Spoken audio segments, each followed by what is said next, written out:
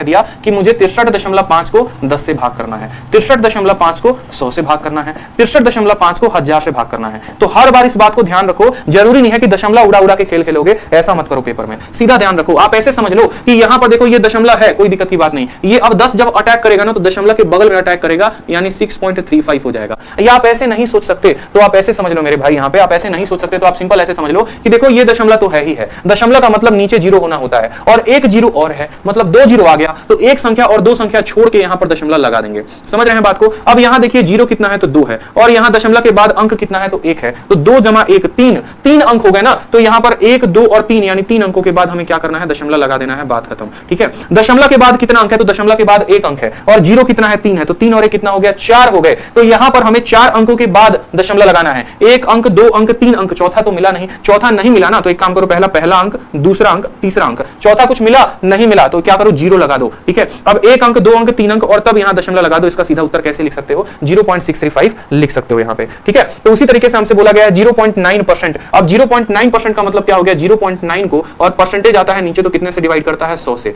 ठीक है, आप ऐसे समझो दशमलव के बाद 1 अंक यहां है और 2 जीरो यहां है, मतलब कुल मिलाकर हमें दशमलव 3 अंकों के बाद लगाना है, लेफ्ट साइड, राइट साइड से लेफ्ट की तरफ 3 अंकों के बाद। ठीक है, मतलब ये जो है 3 अंकों के बाद, तो 9 1 अंक हो गया, दूसरा अंक 0, तीसरा अंक 0 और यहां लगा दिया दशमलव, तो ये हो गया 0.009। यानी मुझे जो है 0.9 में और 0 पॉइंट, देखो अब दशमलव को दशमलव के साथ जोड़ना होता है तो कैसे जोड़ते हैं और दशमलव को दशमलव के साथ घटाना होता है तो कैसे। अगर 0.2 को मुझे जोड़ना है किसके साथ, 0.5 के साथ, तो दशमलव के नीचे दशमलव आता है, ऐसे जोड़ेंगे तो 2 और 5 0.7 हो जाएगा। इसी तरीके से यहां पर घटाना है हमें, तो 0.9 में से कितना घटाना है, तो दशमलव के नीचे दशमलव, 2 जीरो है तो 2 जीरो और पीछे 9 है और यहां 0। किसी संख्या के बाद अगर कुछ नहीं होता है दशमलव में तो समझ लो वहां पर 0 है, 900 में से 9 घटाना है तो 891 आ जाएगा, 0.891 जो होगा वो करेक्ट आंसर होगा, बी फॉर बाहुबली। हर वो छोटी बात को मैंने यहां पर डिस्कस किया है कि जैसे मानो 1/10 हुआ तो क्या हुआ, 100 हुआ तो क्या हुआ। अगर आपका मैथ कैलकुलेशन में कमजोर है तो इस चीज को जो मैंने अभी बताया बार बार रिवाइंड करके देखें ताकि आपको बहुत फायदा हो और आप क्लैरिटी रख पाए अपने कंसेप्ट में।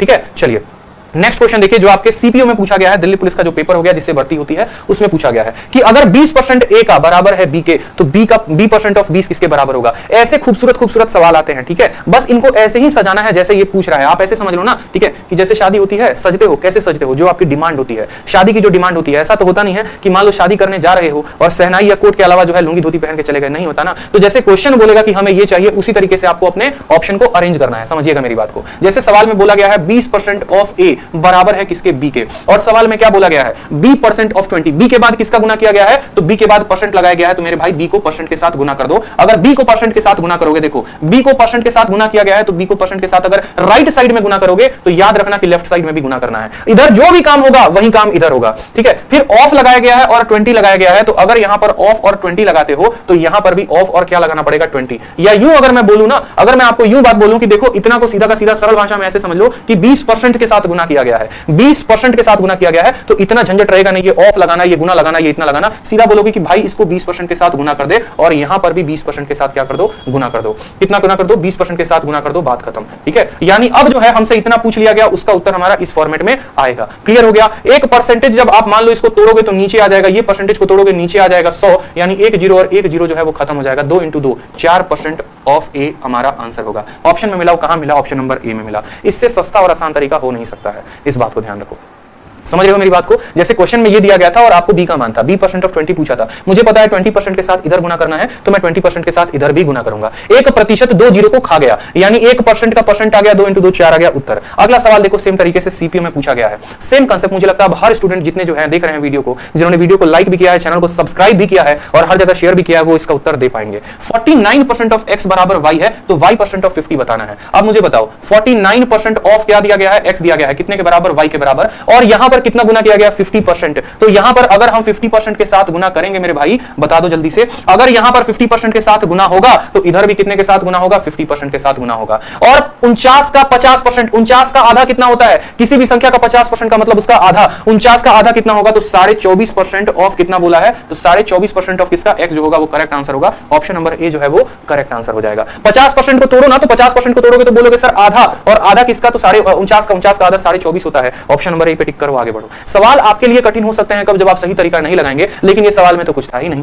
ठीक है, चलिए अगला सवाल देखिए सीएचएसएल का, सेम तरीके से पूछा गया है, सेम पैटर्न पर पूछा गया, उत्तर दे सकते हैं कि अगर x% ऑफ y 150 है और y% ऑफ z जो है वो 300 है, तो बताओ x और z के बीच में रिलेशन क्या होगा। बताओ, इतना प्यारा क्वेश्चन हमसे पूछ लिया। क्वेश्चन में क्या बोला, हमसे बोला कि देखो x% ऑफ y जो है वो कितने के बराबर है, 150 के बराबर है, ठीक है। और y% ऑफ z, अब ये बनाओ, y% ऑफ z जो है ये बनाना है, यही बनाना है आपको। y% ऑफ z कितना दिया गया, देखो y% ऑफ z कितना दिया गया है सवाल में, तो आपको 300 दिया गया है। बोला गया है x और z के बीच रिलेशन बताओ, x और z के बीच क्या बताओ, रिलेशन बताओ। अब यहां पर एक काम करो, इन दोनों को क्या कर दो, भाग कर दो, इसे एकदम बिल्कुल भाग कर दो, रिलेशन ऑटोमेटिक निकल के चला आएगा। समझ रहे हो, भाग करने की जरूरत है और कुछ नहीं। ऑफ से ऑफ खत्म, y से y खत्म, प्रतिशत से प्रतिशत खत्म। यहां नीचे क्या बचा, तो x बटे z, और यहां क्या बचा, 150 से 3 खत्म, 1/2 आपका आ गया 1/2, ठीक है। क्रॉस मल्टीप्लाई करोगे तो 2x बराबर क्या हो जाएगा, z हो जाएगा। कुछ ऐसा रिलेशन है क्या, z बराबर 2x, z बराबर 2x, option number D, D for दिल मांगे मोर, यही हमारा करेक्ट आंसर है।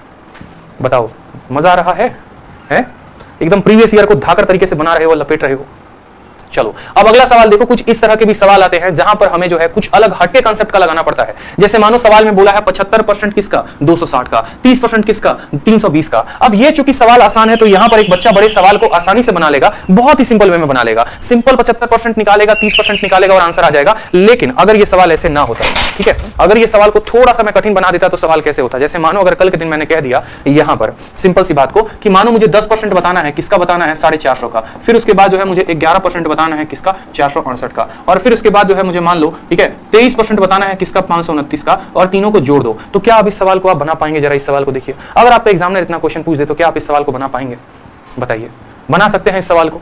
ठीक है, आपको कैलकुलेट करने में ही जीवन बीत जाएगा। तो अगर ऐसे सवाल आएंगे तो हम कैसे कैलकुलेट करेंगे? ठीक है, इसका जैसे मान लो ऑप्शन आपके सामने दे दिया जाएगा तो कैसे कैलकुलेट करोगे? जैसे इस सवाल को समझो, आप पहले इस सवाल पे सीखो, फिर उस पे अप्लाई करना। जैसे मानो 75% दे दिया 260 का, 30% दे दिया 320 का, तो कभी भी ऐसे सवालों को करिएगा आप डिजिटल सम से। डिजिटल सम क्या होता है? डिजिटल सम का मतलब मेरे भाई बस इतना समझ लो, डिजिटल सम का मतलब सभी अंकों को आपस में जोड़ देना, सभी अंकों को आपस में जोड़ देना। जैसे मानो 19 है, 19 का डिजिटल सम कितना हो गया, तो इसको आपस में जोड़ो, 9 और 1 10, 10 का मतलब इसका डिजिटल सम 1 हो गया। मान लो मैंने 524 का है, 524 का डिजिटल सम कितना होता है, तो 5 4 9 9 और 2 11, 11 को आपस में जोड़ेंगे तो डिजिटल सम 2 आएगा। तो बस हमारा डिजिट सम जो है वो जोड़कर बता देना है। एक और बात, जब भी किसी संख्या का आप डिजिटल सम लगाते हैं, जैसे मान लो बचपन में आपने पढ़ा था ना कि 11 को 12 के साथ गुना करते हैं तो 132 आता है। यानी हमारा ये जो रिलेशन है ये डिजिटल सम से भी सेटिस्फाई हो सकता है। कैसे हो सकता है? देखो यहां पे आप अपने बाएं साइड डिजिट का सम निकालो, 1 जमा 1 कितना हो गया 2, 2 जमा 1 कितना हो गया 3, और 3 और 2 को गुना करोगे तो डिजिट का सम कितना आ गया 6। अब एक बार जरा अपने ऑप्शन का भी देखो, आंसर का भी देखो, 3 2 5 और 1 6, 6 बराबर 6। डिजिट सम ऐसा कहता है, डिजिट सम सिर्फ एक ही बात आपको समझाता है कि मेरा जो लेफ्ट साइड का डिजिटल सम होगा वही मेरा राइट साइड का डिजिटल सम होगा। बस इतना बात ध्यान रखना। तो इस सवाल में आपको डिजिटल सम निकालना है, किसका? एक बार ऑप्शन का, एक बार आंसर का, और आपको सेटिस्फाई करना है। ठीक, तो जैसे मान लीजिए आपका ऑप्शन का यहां का डिजिट सम कितना हो गया 4, यहां का डिजिट सम आपस में जोड़ो, 8 और 1 9 खत्म हो जाएगा, डिजिट सम 2 आएगा, 7 और 2 9 खत्म 1 आएगा, 9 खत्म, डिजिट सम कितना आएगा 3 आएगा। जोड़ते वक्त डिजिटल सम में 9 को नहीं लेते हैं, इस बात को ध्यान रखना। अब यहां पर डिजिटल सम देखो, 7 और 5 12, 12 को आपस में जोड़ोगे तो 3 आएगा, 6 और 2 कितना हो गया 8 हो गया, ठीक है। प्लस का आ गया आपका प्लस, 3 का आ गया 3 यहां पे, 3 और 2 कितना हो गया 5 हो गया यहां पे, ठीक है। 8 को 3 के साथ गुना करोगे 24, 24 को आपस में जोड़ोगे तो आएगा 6, 5 को 3 के साथ गुना करोगे 15 को आपस में जोड़ोगे आएगा 6, 6 और 6 को जोड़ो 12, 12 और 1 कितना हो गया 3। किसका आंसर 3 है? ऑप्शन में देखो किसका 3 है, ऑप्शन नंबर डी है ना, तो वहीं टिक होगा, बात खत्म।